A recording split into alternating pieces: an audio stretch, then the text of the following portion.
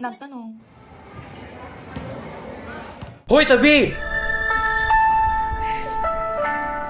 I never dreamed, 'cause I always thought that dreaming was for kids, just a child.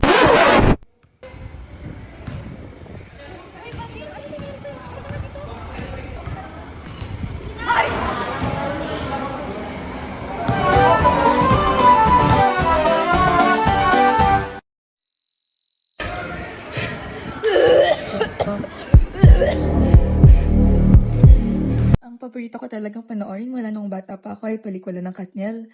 Noon pa man ay pinapantasya ko ng maging Catherine at makahanap ng aking Daniel. Cork sa aking Q, Primo sa aking George, at Ivan sa aking Patshot, at higit sa lahat, Kenji sa aking Athena. Kapangalan ko nga no? Magkatulad pa nga kami Lakas ko kasi mag-manifest yan tuloy. Nakuha ko rin sakit niya. Hirap ipaliwanag, panoorin niyo na lang to. Athena, dito ka na pala.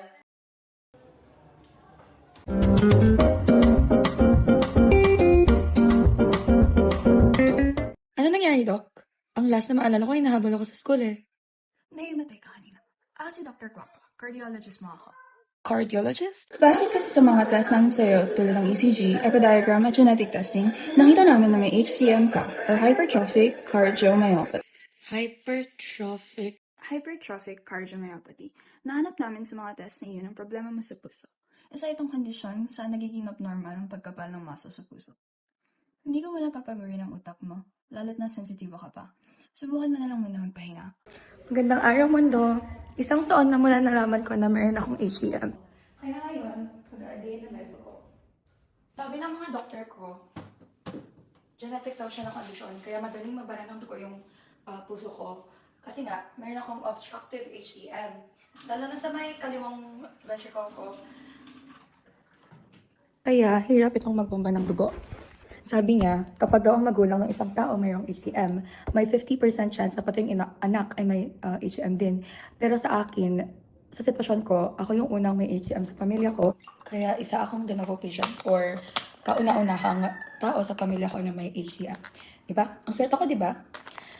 Ako pa talaga yung kauna-unahang nagkaroon ng HCM sa pamilya ko. Hindi ko nga alam kung bakit HCM pa ngayon nakuha ko, hindi na lang height. So ayun, de novo patient na pala ako ngayon. Okay? Kuya, ba't ka umiyak dyan? May hawak ng phone.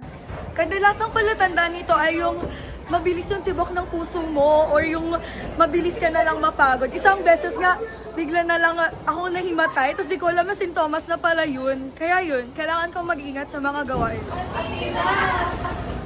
Tara, basketball! Hindi! Gusto mo sumali na sayaw? Ikaw!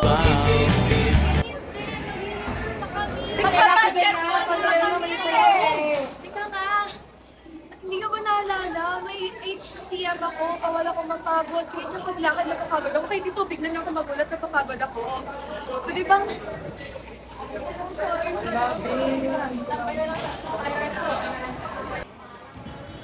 Minsan, nagbabasa ako or nagme-meditate. Pero, Huy, Athena! Hindi, teka nga, huwag kang gulat. Hala, majedo nga sin siya. Basta lalahanin mo na isa yun sa apekto ng HCM. Minsan, hindi lang puso yung nagreklamo, minsan pati baga.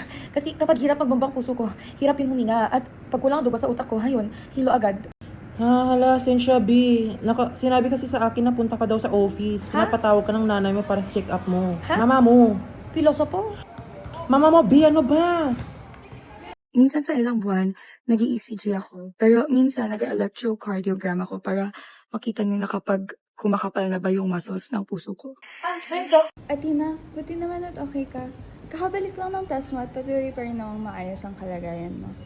Ituloy mo lang yung beta blockers mo Ito yung beta blockers, yun yung pampabagal ng tibok ng puso ko. Pero just in case, meron akong mga ibang gamot, gaya ng pampaluwang ng daloy ng dugo. Pero sabi din ng doktor ko, minsan kapag lumala ng kondisyon ko, meron ibang mga procedures kaya ng paglalagay ng device sa puso ko para mabantayan yung pagtibok ng puso or pag-operasyon na pagtanggal mismo ng mga muscles sa puso ko. Pero sana naman hindi naman ako umabot doon, di ba?